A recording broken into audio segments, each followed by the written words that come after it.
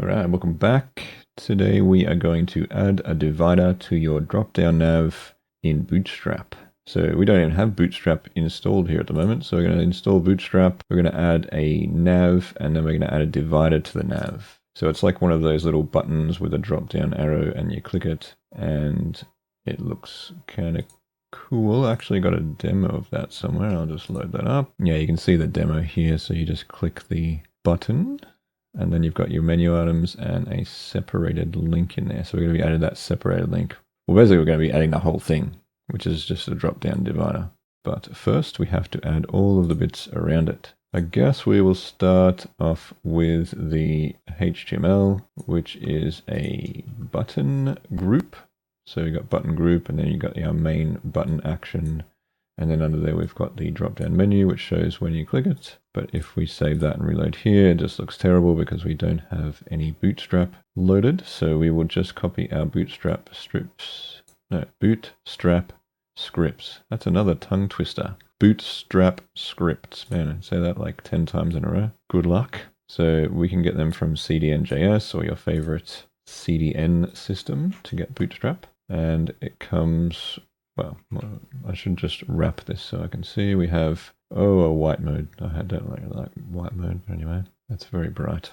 Oh, it's too bright. My eyes. So we have Bootstrap dark, but somehow it's still loading in light mode. And then we have Popper.js, which we probably don't need for this because we don't have a pop-up. Maybe we do. I don't know. Maybe I just had that there for some other reason. And then we have our Bootstrap 5. I wonder if we can just use this, and will that make it dark? That'd be nice.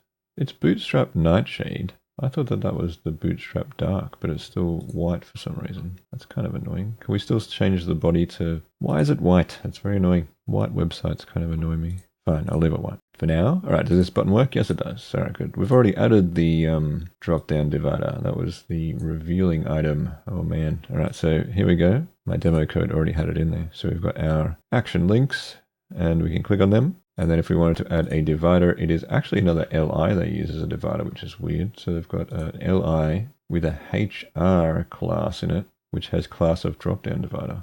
That's so random. Anyway, maybe it's not.